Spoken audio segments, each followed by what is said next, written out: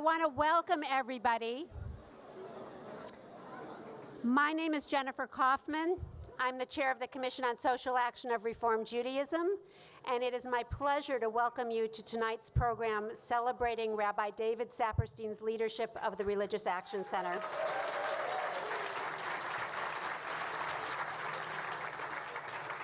I also want to welcome those who are joining us tonight via the live stream that we'll have throughout the conference. The number 40 carries great significance throughout Jewish history. During Noah's time, it rained for 40 days and 40 nights, flooding the earth. Moses spent 40 days on Mount Sinai, and of course, our ancestors spent 40 years wandering the desert before entering the Promised Land. So I leave it to you to decide the significance of President Obama nominating David to be the U.S. Ambassador at Large for International Freedom just at the point when he had spent 40 years at the rack. Tonight, as we honor our past and celebrate our future, we'll hear from David on his own and in conversation with his good friend E.J. Dionne about the RAC's central role as a faith voice for social justice. From David's work helping craft the original Religious Freedom Restoration Act to the Darfur Peace Act, from the March for Soviet Jewry to the March for Women's Lives, from the rise of the religious right to the right to bear arms, we'll look back at some of the pivotal moments in the history of this remarkable institution and rabbi. And with David guiding us, we will think together about the future and the changing role of faith in the public square. We will also hear from several distinguished guests about the impact David's leadership has had not only at the RAC, but in the faith community broadly, and in the halls of Congress and the White House. In addition to E.J. Dionne, who is a senior fellow at the Brookings Institution, we are honored to be joined by former Secretary of State Madeleine Albright, the NAACP's Senior Vice President for Advocacy and Policy and Director of the Washington Bureau, Hilary Shelton, and activist, lawyer, and musician Doug Mishkin. Each of them is a close friend of David's, and each will help us celebrate his remarkable 4 decades of leadership. It's a very full program, time is short, and most of us can't speak as quickly as David can, so let's jump in. We begin with a longtime friend of the reform movement and of David's. Former Secretary of State Madeleine Albright understands keenly the unique role religion plays in informing our national priorities, a theme she explored in her book, The Mighty and the Almighty. As she helped shape U.S. foreign policy, she saw the ways in which religion can be distorted to sow division between even the closest of neighbors. Yet Secretary Albright has spoken often about the strength she finds as a practicing Episcopalian who is raised a Roman Catholic and born to Jewish parents. In her words, while we may be divided according to various religions, what is interesting is the similarities of the stories of people yearning for something and being saved and having the hope of having a better life. Hearing that sentence filled with the promise of what people of faith can accomplish when guided by their highest moral callings, it's not hard to understand why she and David are friends. Please welcome Secretary Madeleine Albright.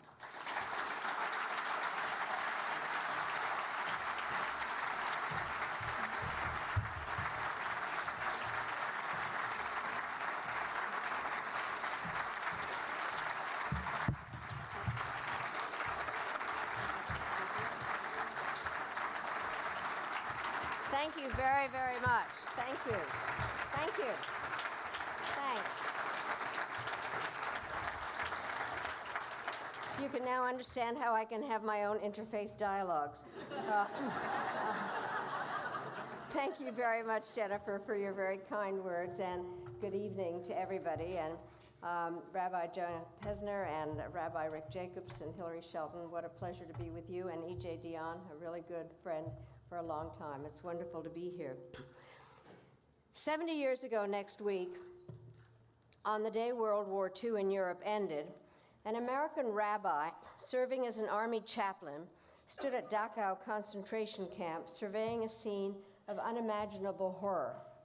As Rabbi Harold Saperstein later would recall, he saw a pile of what had once been human beings, each of whom had loved and hoped and dreamed and thought, "There, but for the grace of God, am I." After spending 8 months working with survivors, Rabbi Saperstein came back to the United States, arriving in Boston Harbor on the deck of a boat to a large sign that read, "Welcome home." His thoughts turned to the pilgrims who had landed nearby centuries before so they could worship in freedom, and he found himself saying, "America must be true to itself, and you must be true to America." Tonight, we pay tribute to that rabbi's son, David Saperstein, a leader who has not only been true to America, but who has helped to keep America true to itself for 40 years. David, our presence here tonight is a reflection of our personal affection for you and Ellen, and our enduring appreciation for your work as a rabbi and as a director of the Religious Action Center for Reform Judaism. For my part, I'm very just proud to call myself a friend of David's. And while he and RAC are justly celebrated for their work on matters of civil rights and social justice here in the United States, I am especially grateful for his outspoken leadership on international issues, including ending human trafficking, stopping the genocide in Darfur, and eliminating religious persecution. As many of you know, when I was Secretary of State, David was chosen to serve as the first chair of the United States Commission on International Religious Freedom. Through David's work on that commission, I gained an appreciation for his boundless energy, his incredible depth of knowledge, his unwavering commitment inspired by his father to social justice and interfaith dialogue.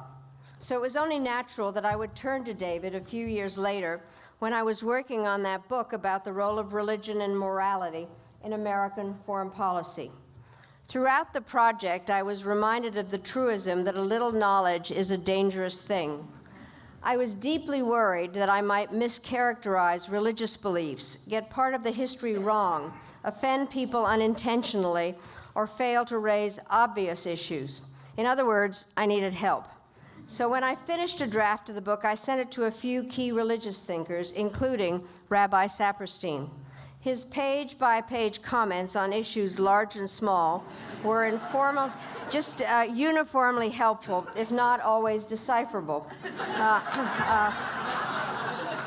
And the memo he attached, which thankfully was typewritten, contained a wealth of superb suggestions.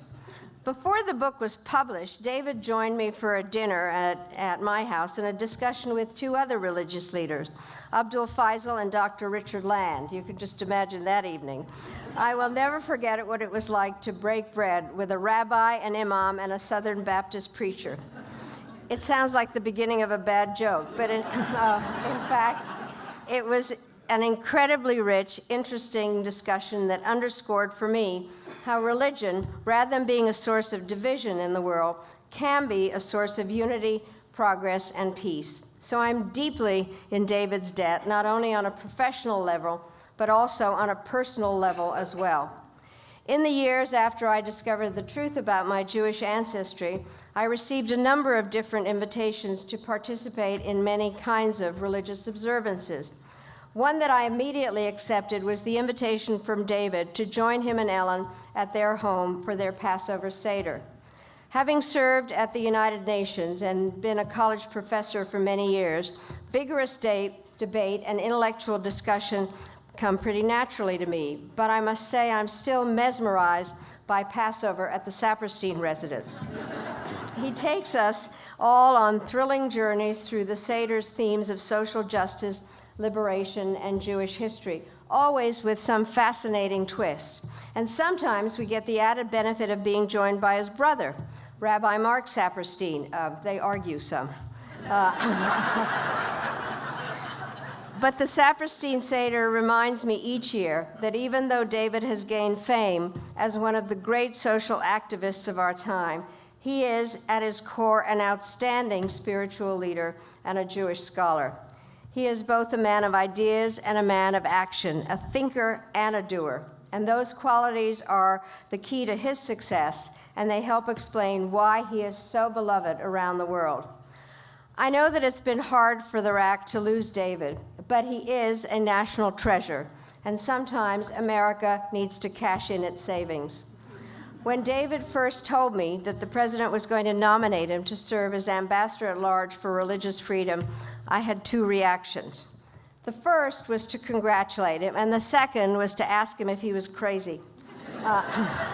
David has already accomplished so much in his career, and no one would think twice had he not accepted another monumental challenge. And I also know from personal experience that when it comes to confronting issues of religious freedom, there can be incredible institutional resistance. It's vitally important, but in many ways it's also an impossible job, which actually makes it perfect for David, who has always excelled at doing what no one thought was possible. In a world where religiously inspired violence and religious persecution are the source of so much turmoil, I know that we're all grateful that David now occupies this critical position. I also know that David is grateful to see that the work he began at the RAC continues on, as witnessed by the chock-full agenda here at the Consultation on Conscience. Tonight is billed as a tribute to David Saperstein, but in truth, this entire conference is a tribute to him. For I know he takes no greater satisfaction than to see you all here in Washington carrying on the fight. So let me end by commending you all, including Rabbi Rick Jacobs and Rabbi Steve Fox and Rabbi Jonah Pesner, and your commitment to Tikkun Olam. And let me ask you always to remember, as Rabbi Harold Saperstein once said, that America must be true to itself, and you must be true to America. Thank you so much. And David, I look forward to many more Seders to come.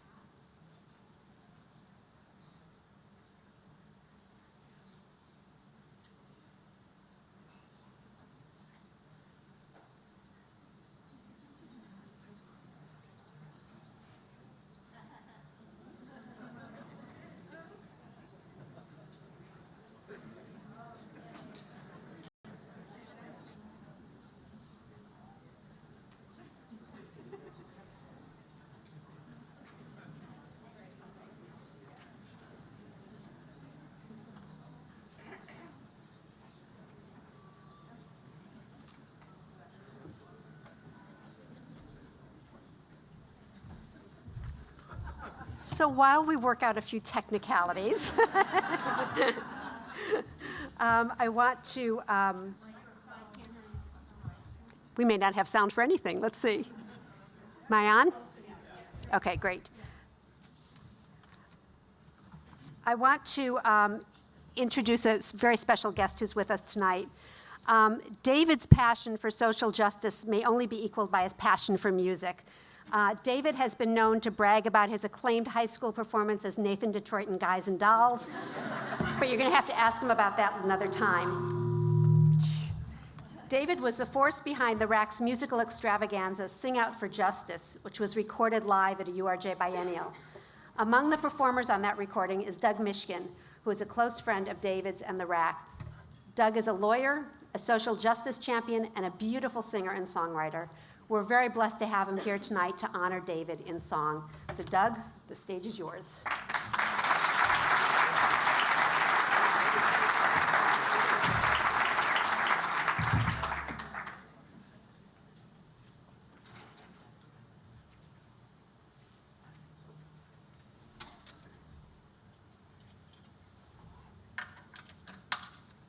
I can't tell you what an honor it is. I also can't hear anything out of the microphone. Anything from the microphone? And I can't tell you what an honor it is to be called up to the stage because there are technical difficulties that have to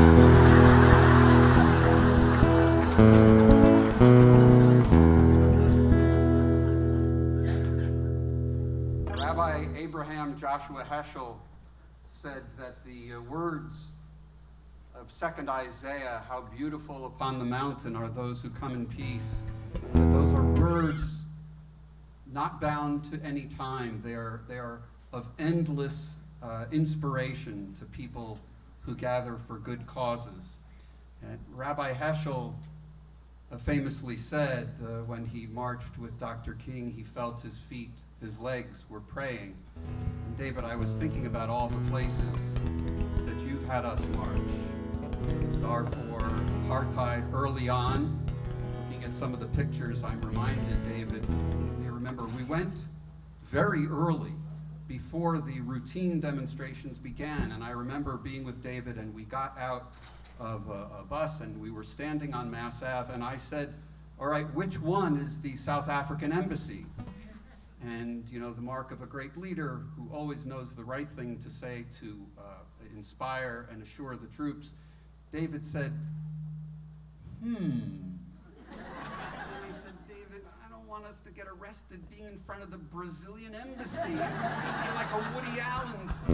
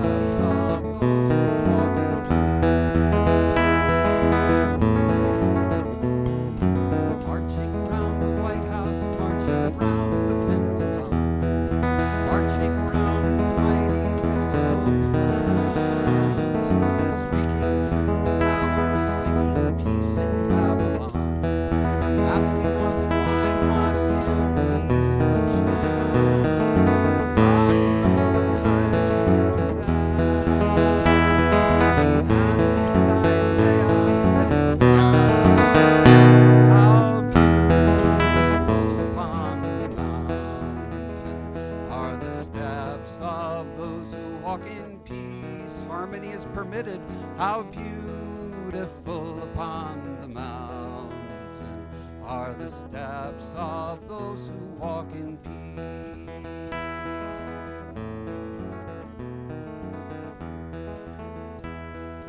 Now the generation who has joined you on this road look to you with power in their eyes. Now you know the torch is passed as they pick up the load. Now you see their eyes are on the prize. God knows the courage they possess, And Isaiah said it best, how beautiful upon the mountain are the steps of those who walk in peace. How beautiful upon the mountain are the steps of those who walk in peace. Are the steps of those who walk in peace. Are the steps of those who walk in peace. Thank you.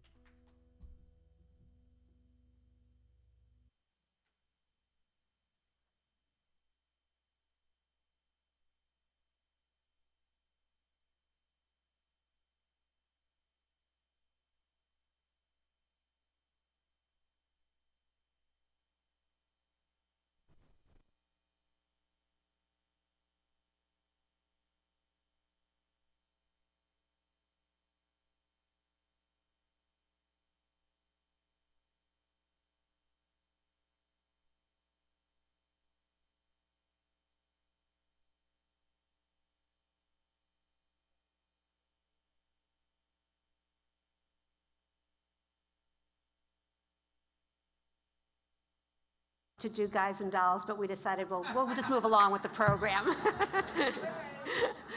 The RAC's work under David's leadership has always been informed by the imperative to speak truth to power, using the weight of moral urgency to spur lawmakers into action. That has been true whether advancing civil rights, fighting against genocide.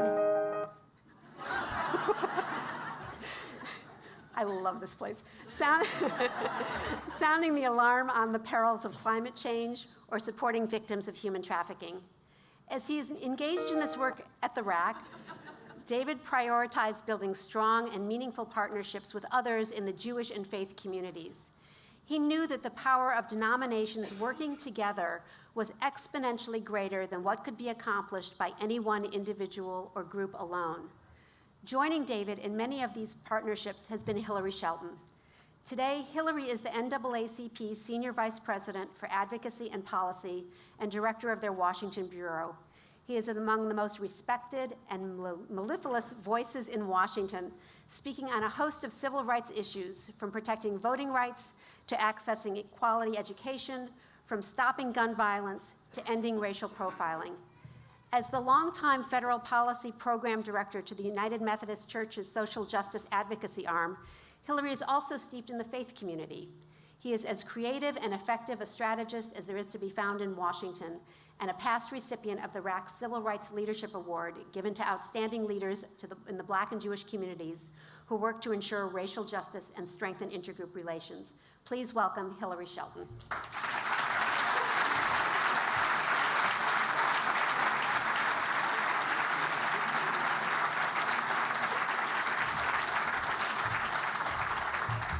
Thank you very much. I cannot begin to tell you what an honor and a privilege it is for me to come here today to both commemorate and celebrate one of my favorite people. Not just because, for those of you who have spent time talking with David, he is charming, he is witty, he tells great jokes, as a matter of fact, he pulled him to the side for just long enough, but also because I've been in the trenches with David over the years. You see, back when my hair was still black, I came to Washington, D.C. to work for the Washington Office on Africa at a time when what was happening in South Africa, of course, was that apartheid was the law of the land. Indeed, we knew that Nelson Mandela was in Robben Island and been held there for almost 27 years at the time I got here. But sitting down with many coalition partners, those who also sought to address this awful scourge on the American reality, was David Saperstein. David and I began talking, and I saw just why his leadership was so well respected and so much in demand here in Washington, D.C. From the years we walked in to talk about South Africa to seeing what happened as even the hard work that we did all over the country, both in the religious community and throughout, actually led to things that we couldn't even believe ourselves would actually happen. Apartheid ended as the law of the land. But very incredibly, as we watched on television on that Saturday morning, we saw Nelson Mandela not only walk out of Robben Island prison, but walk into the president's palace in South Africa. That was an incredible feat. And it was because of the work of David and the work of our coalition that we saw so many of those things become a reality. Even Mother Jones, as radical as they are, recognized David's great leadership. You know, it's amazing when you think about what Mother Jones was when I was a college student, that they would see what I saw in David as well. And I have to quote this, I just thought it was fabulous. At the Religious Action Center of Reform Judaism in Washington, D.C., Rabbi and lawyer David Saperstein presides over a staff of energetic young people who seek to bring the altruistic values of their religion to the political process. There's probably no greater compliment that anyone can give to anyone in the faith community than to say that young people are being brought to fight the kind of fights we need to have to make our nation and our world live up to its promises. Partnerships between David and others in the faith and progressive advocacy community is something that I began with as well. As I left the Washington office on Africa, I went to the United Methodist Church's General Board of Church and Society.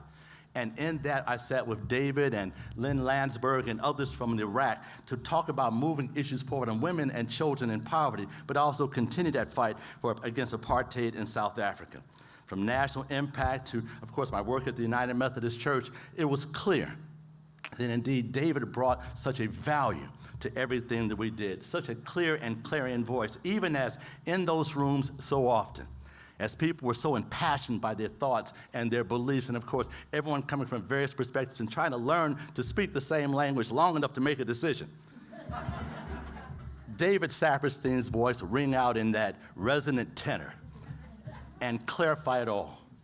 It was an amazing thing for us there, and of course also in David's work with us at the NAACP. It's amazing how my career has worked very well along with his. I have to give you just a little secret. One of the reasons I've lasted as long as I have is because I also recognize something David told me a long time ago. David said, Hilary, Washington, D.C. is a city in which you need as many friends as you can possibly have. He said, however, in order to have a friend, you got to be a friend.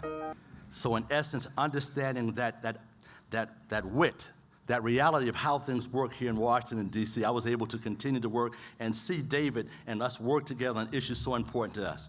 So it's interesting how even as I looked at David's resume more recently, and I saw how in 2002 he received the Leadership Conference on Civil and Human Rights Hubert H. Humphrey Civil Rights Award. It's the highest award that the Leadership Conference gives. And for those who may not know the Leadership Conference on Civil and now Human Rights, it is the nation's oldest and largest civil rights coalition with over 200 members from the religious community to civil rights organizations, labor unions, women's groups, LGBT organizations, and others. But what you may not know is that even as that award was presented to David in 2002, the relationship with the largest coalition on civil rights issues in our country is one that began far beyond that. As a matter of fact, I'm convinced that actually the gelling of the Leadership Conference was as successful as it is because it was something done in something of a Peachtree dish in the basement of the RAC office. You see, the Leadership Conference held their office there for some time as Ralph Neese led the organization for a number of years, leading to Wade Henderson now serving in that capacity. But that is a coalition that's also one representative of what we have today. It's a coalition that recognizes the importance of working together from the Jewish community to the African American community to the labor community. You see, the Leadership Conference on Civil Rights was actually founded by Arnie Aronson, A. Philip Randolph, and Roy Wilkins. That great triumvirate that saw how important it was for us to work together on these justice issues, seeing that commonality, and that we could get so much more done together if we worked in coalition. As I thought about other civil rights issues and awards that David's received, but the work that we've done together, I thought about some of the words that he shared throughout the years. You know, as we worked on issues like the Supreme Court's decision around Northwest Austin Municipal Utilities District versus Holder, that he worked and made it very clear why it was so important for all Americans to support strengthening and maintaining Section 5 of the Voting Rights Act, the pre-clearance section. Statements from David condemning the Supreme Court's decisions in Shelby, Alabama versus Holder, in which they snuck around the back door and didn't eliminate Section 5, but took the Section 4B out of the law, making it impossible to actually certify those that would have to be covered under Section 5. But the eloquence in which he continued to place an understanding of the laws and the fights ahead of us, those issues that provided opportunity for all Americans, but recognizing and always pulling it back to our faith-based perspective, made it more compelling and convincing than anything else. And then I remember very well as we all marched together in 2006, as we saw the attacks on the Voting Rights Act even then, as it was time for reauthorization. The great work of the RAC, but the great work of the RAC and the coalition with so many others. And as we brought thousands of NAACPers to Washington, D.C., to lobby the Congress on those that said they would not support the law anymore, and they would actually work to eliminate some of its key provisions. We called on David in his role, not only with the RAC, but serving on the National Board of Directors for the NAACP. We said, David, we got a couple thousand folks. We got to get from the convention center to Capitol Hill, and what they do up there has to make sense and has to be clear. And he joined us, he provided some support and leadership with a number of the coalitions as they met with their U.S. senators to make sure it was clear that if indeed they didn't reauthorize the Voting Rights Act in 2006, they may as well just not come home at the end of the week. So indeed, it was that clarity again that made it so successful for us to get so many things done. I mean, the list could go on, but I'm not going to spend too much more time. They told me to take only 10 minutes.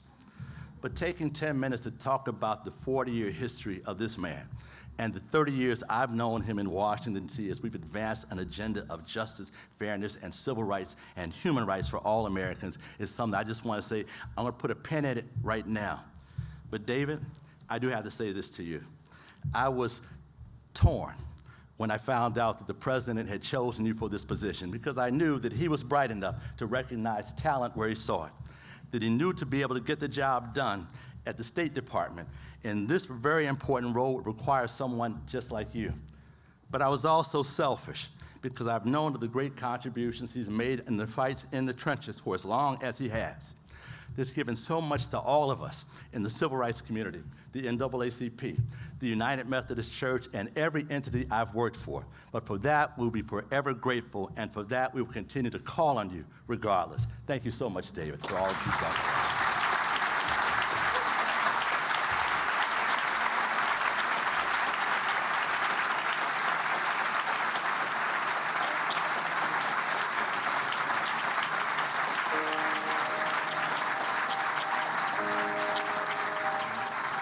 For well over a century, Reform Judaism has been synonymous with social justice. It was and is a mission, a narrative, a calling that goes to our very foundation. Yes, it led to the creation of the Religious Action Center of Reform Judaism in 1961, but it was never about bricks and mortar. It was always about the voices, the powerful voices of those social action giants who went before. Rabbi Maurice Eisendrath, Rabbi Dick Hirsch, Marvin Braderman, Rabbi Alex Schindler, Al Forspan, who all paved the way for the remarkable career of Rabbi David Saperstein. Rabbi Saperstein was the leader of the RAC for 40 years and our social justice conscience on Capitol Hill before leaving to make history in 2015. Just hours ago, Washington watched a swearing in for our country's new ambassador at large for international religious freedom, a rabbi by the name of David Saperstein. His influence, his relentless energy, yes, his footprint on the powerful issues of our world is dramatic. He makes a difference and inspires all of us to follow his example. Over the years, he spoke for so many of us, whether he was on television.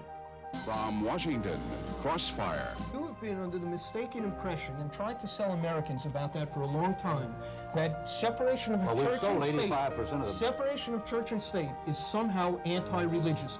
Nothing could be further from the truth. On Capitol Hill, or in handcuffs. Say, Darfur! Now! The media and world leaders sought his counsel, and in 2009, Newsweek magazine named him the most influential rabbi in America. The Talmud says whoever is able to protest against the transgressions of the world and does not is liable for the transgressions of the entire world. I think David wakes up thinking about that every morning. We ask that you send your blessing on Joseph Biden, and now, on this historic day, upon Barack Obama as candidate for the highest political office in our nation. You have made a difference on so many of the defining issues of the last half century. Without these efforts, I probably wouldn't be standing here today. So thank you. Thank you. His passion for social justice remains contagious, and with each cause, he took us to school. He taught generations of Jewish teens to care, to speak up, speak out, and to make change, demand change. And that is the ultimate legacy of Rabbi David Saperstein. It's a story that continues to be written in the Reform movement every day, in our voices, in the work of the Religious Action Center, and by all of us who, by being here tonight, are following his example. We have been amongst the quintessential victims of group hatred, persecution, and discrimination in Western civilization. It required certain skills of relating to people and relating those people to common causes and making those common causes effective. And not everybody could do that. David and his team have done that. He really cares about people. So we know he cares about the masses. We know that he's a humanitarian. But I think what not everyone knows is that when he stops and asks someone, "How are you?" he really wants to know how you are. David has given the Jewish community more than almost any other person, a huge chunk of his life, picking up on issues of civil rights, human rights, social justice, figuring out not only how to mobilize the Jewish community around those issues, but how to take those issues and translate them in ways that would make them sell in Washington. There are coalitions that will be out protesting for mutual respect and diversity and religious freedom and liberty here in America. I go to a consultation on conscience, and you can see some of the people who most cherish David's friendship and the friendship of the RAC are people who are on the other side of the great divide on many of the great issues of our time. That is an extraordinary capacity.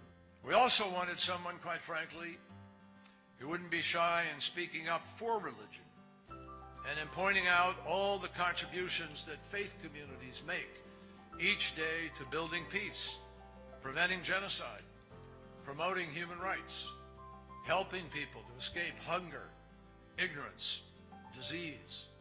This is a great story that really cannot be told too often. And David is the man to tell it now.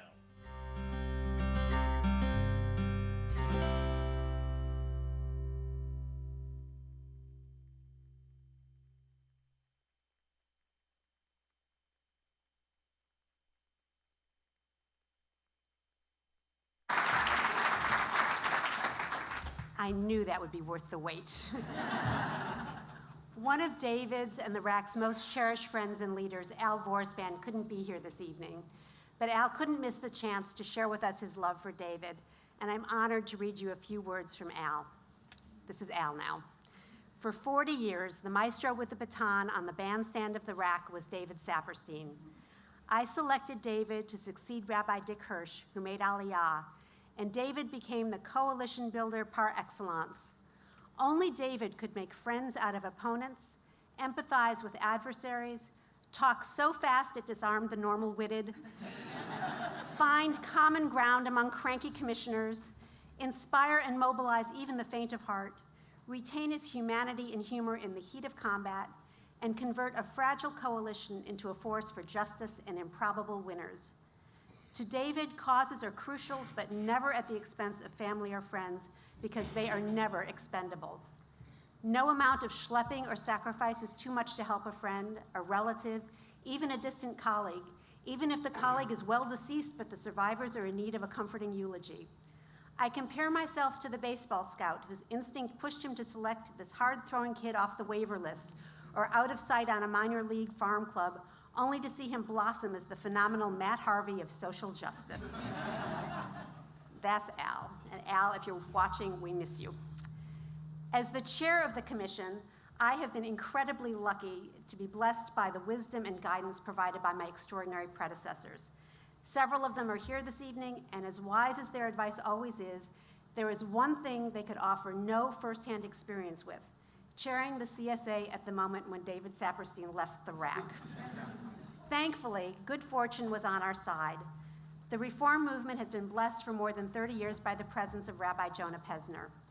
First as an active youth leader in his childhood congregation, then as a dynamic presence in our URJ Eisner camp, where he and his wife Dana Gershon spent many summers, and where their 4 daughters are now campers as well. Later, Jonah brought his wisdom to bear as a congregational rabbi at 2 Temple Israels, in Boston and in Westport, Connecticut. Recognizing the tremendous asset it had, the URJ welcomed Jonah as the founding director of Just Congregations, our congregation-based community organizing initiative that has transformed synagogues across North America. And finally, Jonah became a vice president of the URJ at a pivotal moment, helping Rabbi Rick Jacobs strengthen our congregations in so many ways, especially in their engagement of youth. What a blessing to now have Rabbi Jonah Pesner as the director of the Religious Action Center. His unyielding commitment to the work of Tikkun Olam is central to his rabbinate and his character. His inspired and inspiring leadership has already infused the RAC with even more vitality. I can't wait to see and be part of this new era for our movement. Please welcome the director of the Religious Action Center, Rabbi Jonah Pesner.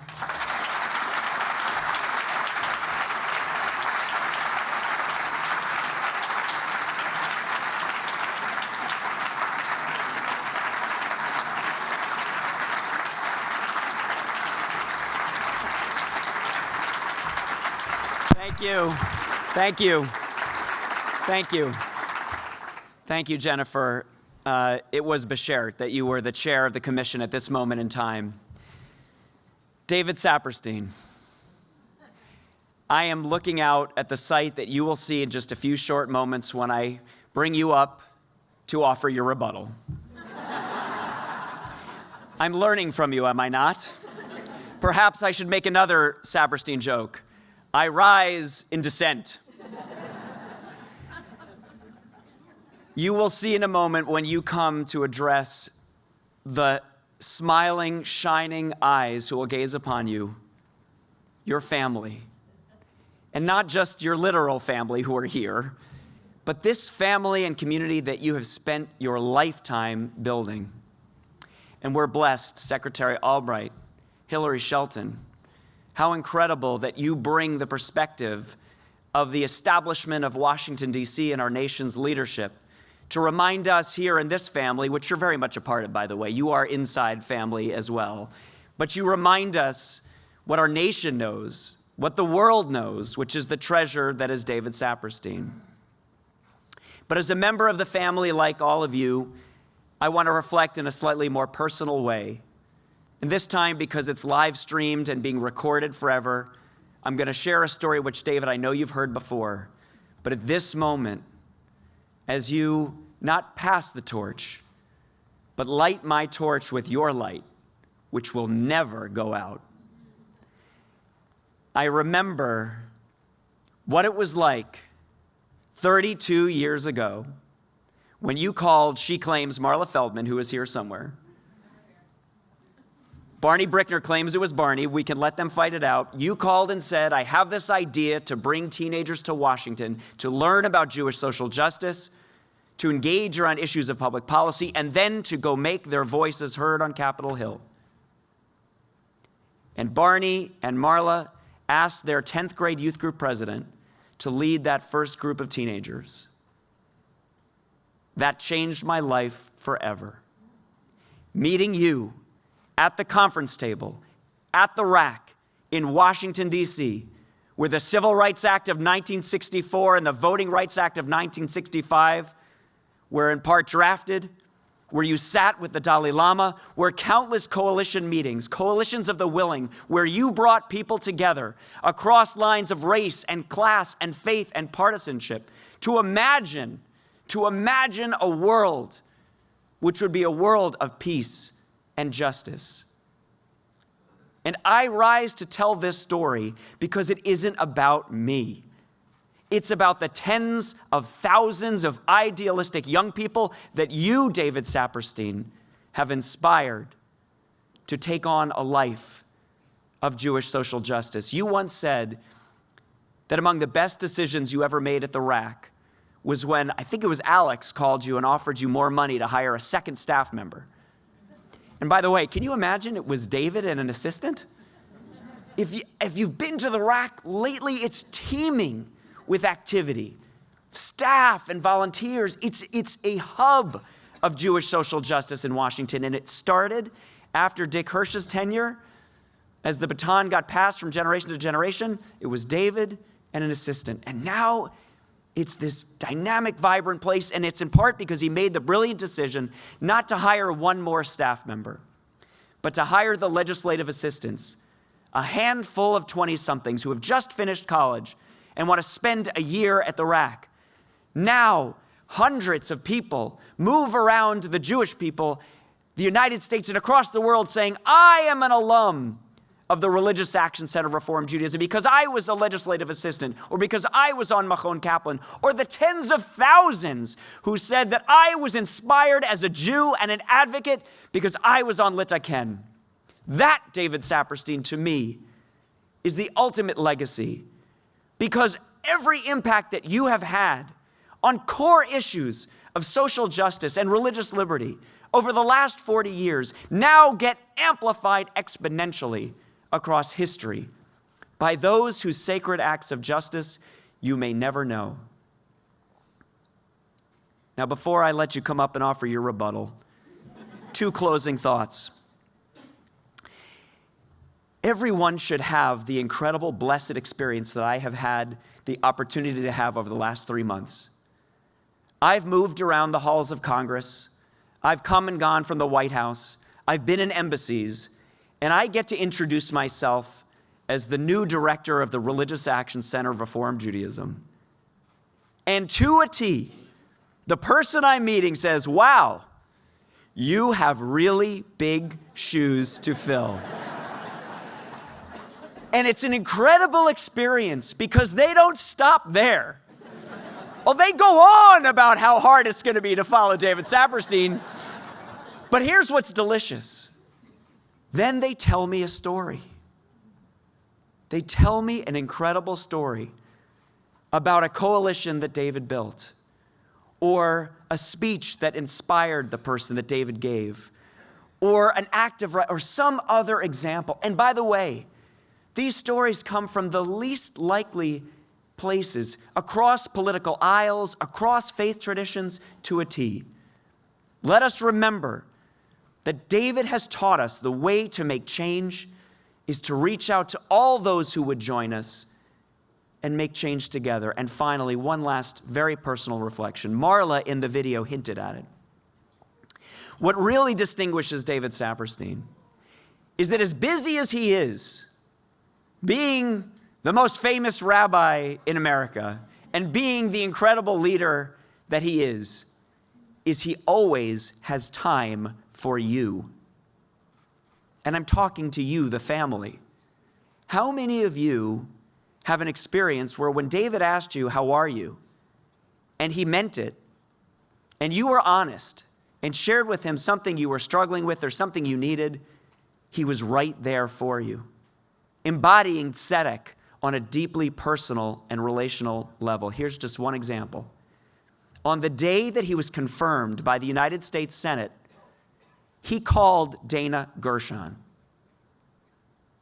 On the biggest day of his professional career, David picked up the phone and called my wife because he understood what it meant. It meant that she was going to have to take her family and move them to Washington, and it was going to have an enormous impact on her. and he wanted to check in and see how she was. On the biggest day of his life professionally, he wanted to know how Dana was doing. My friends, join me in celebrating and welcoming to the stage our beloved rabbi and friend, David Saperstein.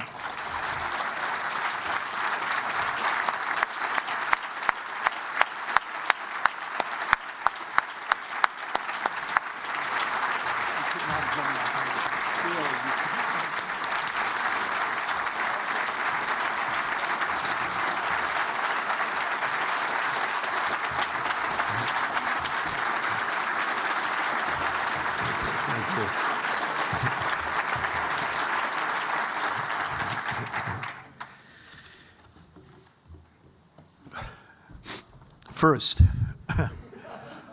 I am not going to give a major talk tonight.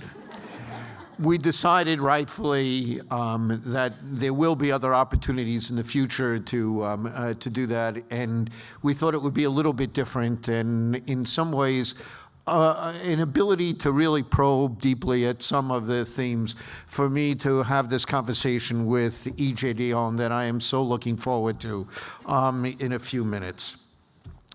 I do want to just say a couple of things that one actually takes these opportunities to say. First, you have blessed me with the opportunity and actually paid me to do what I would have rather been doing than anything else that I could conceivably imagine. What a blessing. What a blessing to be able to make your life's work that which you dreamed about. And it has been an extraordinary adventure together, you and I, working together, that it has taken us on this journey. Secondly, it's interesting, Hilary, that we've had the ability to work with some of the greats in the realm of social justice over the years. My career began as the mid-century towering figures were finishing their career. The great civil rights figures of the 50s and 60s, all those founders of the Leadership Conference on Civil Rights, some of the great senators and congresspersons, some of whom went back to the 1930s, were ending their career then. It links together 70 or 80 years of social justice work. What an extraordinary opportunity that was. We worked with the Joe Rouse and the Hubert Humphreys, and you could go down the list. That I had the opportunity to meet and do things with William Sloane Kaufman and Abraham Joshua Heschel. What an extraordinary thing that was. That it was Maurice Eisendrath who first hired me. Actually, not to run the Religious Action Center. For the 2 or 3 of you old enough in the room to remember, my brother and I were hired to write study guides that were used in every synagogue in the country to celebrate the 100th anniversary of the Reformed Jewish movement, of the Union of American Hebrew Congregations at that time. That this has been an opportunity has meant more to me than you can know. So Eisendrath, to work for him, and Alex Schindler, and Eric Yaffe, and Rick Jacobs, the presidents of our movement have been amongst the true Gedolei Hador, the great ones of our generation. What a blessing. What an opportunity that was for me. What extraordinary leadership. I would add to that list of our presidents another extraordinary figure, Rabbi Lenny Thal, who is here tonight. Lenny, where are you? I don't know. Raise your hand or stand up. Here.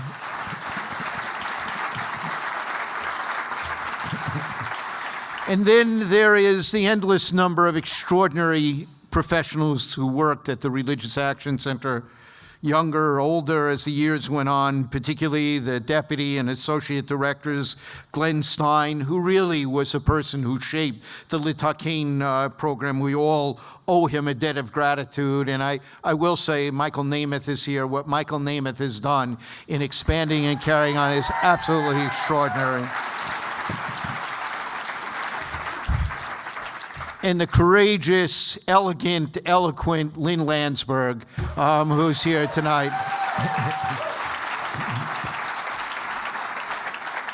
And more recently, these three extraordinary figures, Mark Palavin, Rachel Lazar, and Barbara Weinstein. What a great opportunity it has been for me.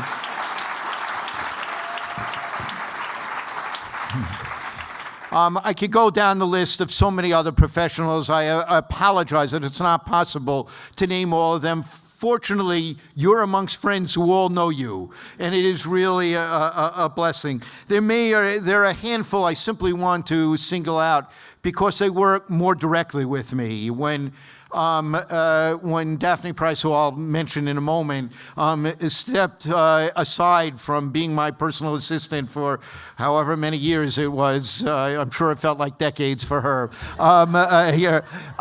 We divided the work between Janetta Kelly, who is so extraordinary in the work that she did, pulling together my schedule and the craziness of that and making it all work so smoothly. And then Julie Schnorr and Catherine Nizelski and Deborah Swerdlow and now Allison Porton. I couldn't have done the work that I did without them on an ongoing basis. And above all, Daphne Price. Daphne was my alter ego. The better organized, more attractive, more interesting, more Judaically grounded than, I have to confess, than even with my teaching Jewish law for 30 years here and having delved and written in this field. She is a real maven when it comes to Jewish texts, and she has added so much to the life of the RAC. We all go to her for insights. It's a part of her I think many of you are aware of, but I can't really describe with adequate appreciation what she has done. So for all of that, I am deeply and profoundly grateful.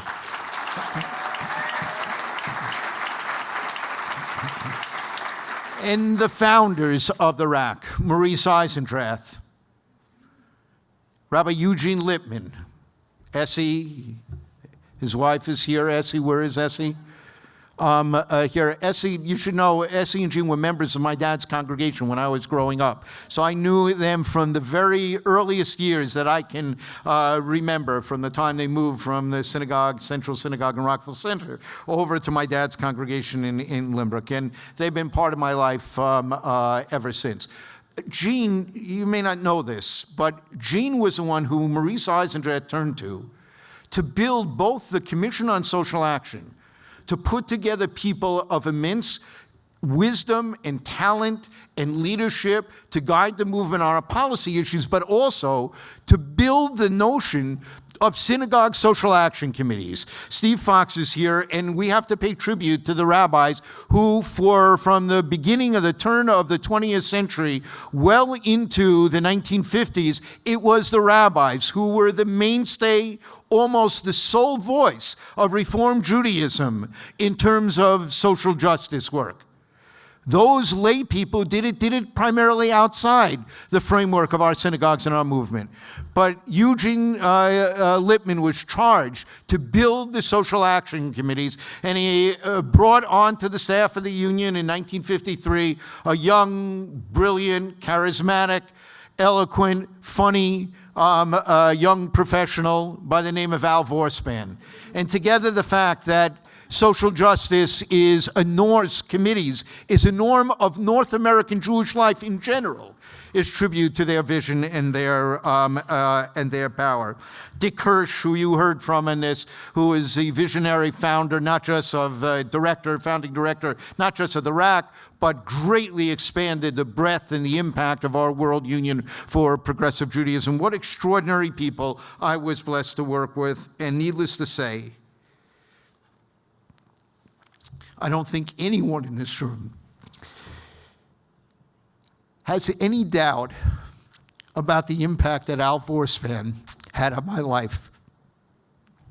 He is in 92 now, still the most eloquent Jewish spokesperson for social justice.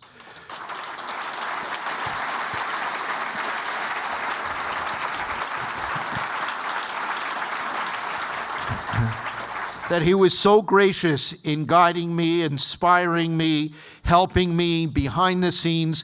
He made it possible for me to succeed in the work that I have done over these years. He has been a blessing to my life. I miss him terribly.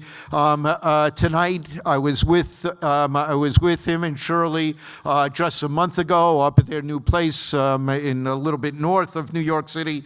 Here, they're both doing fine. They send their love to all of you. It was he, by the way, who concocted the name Consultation on Conscience and came up with that when we started the first one in 1977. It will be our 40th anniversary at the next Consultation on Conscience that I know you all will be at.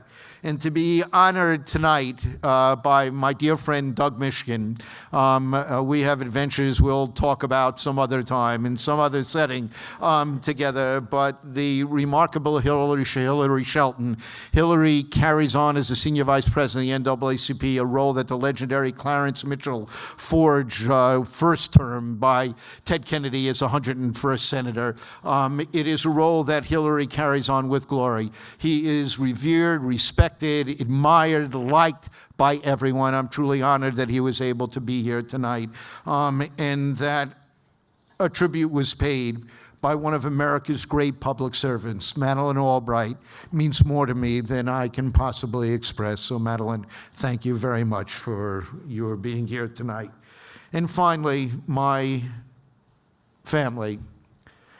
You referenced my brother Mark. I deeply appreciate it. I think anyone who knows me well knows how much I revere Mark, his brilliance as a scholar, twice the recipient of the National Jewish Book Award. Here, one of the finest teachers I've ever been blessed to learn from. He is still, in many ways, the person I cherish most closely in my life outside my immediate family, and I'm deeply appreciative for everything that he has done for me. I wish my parents were here tonight. I wish they were here for the swearing in. It would have been something extraordinary as these two great social justice activists themselves, inspiring, passionate leaders of social justice. And my sons, Danny, who's here with us tonight, a gifted musician, an artist, someone who embraces the world with intensity. I'm learning so much from him today. He's taking a break after undergraduate work. We'll see what he does here, but he's living at home now.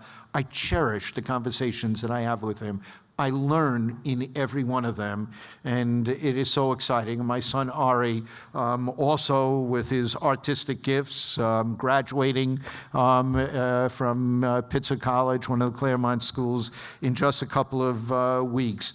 A source of joy to all of us. We just were out watching him and do a remarkable TED Talk presentation when he was selected from all the Claremont colleges as the one representative to participate in an area TED Talk event. And I think it is safe to say and accurate that of all the TED Talks that day, he really was the star. I'm so proud.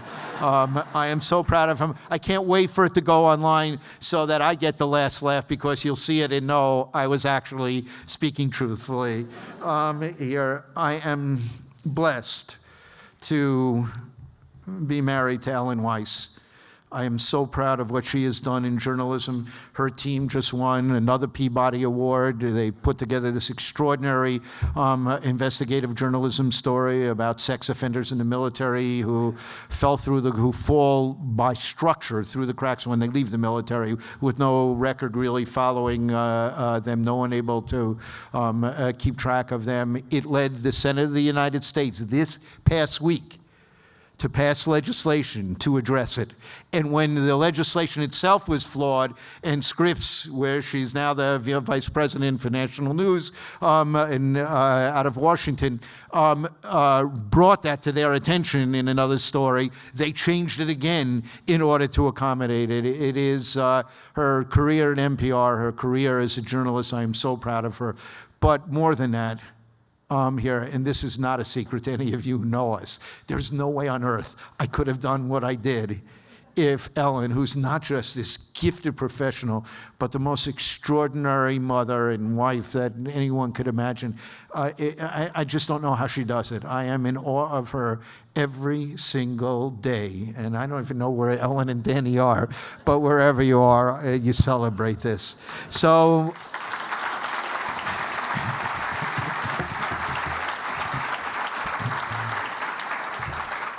so for all of that, as I said upstairs to some of you before, you have made what I did possible. Your support for the RAC, your social justice engagement at the local level.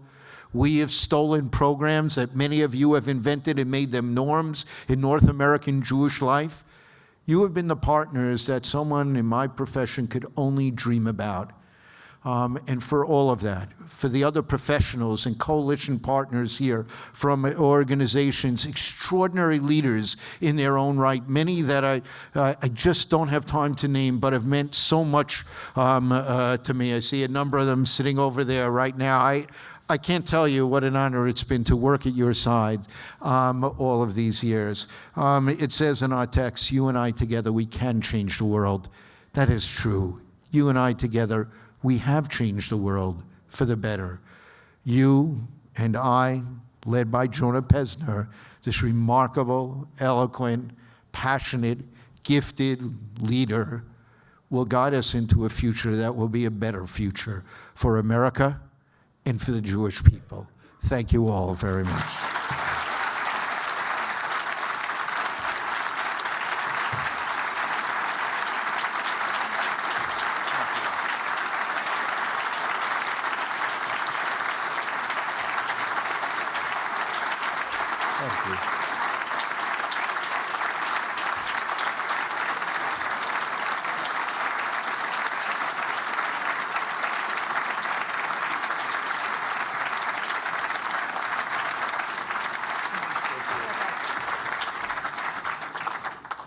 So this has been quite a remarkable evening, and there is more to come.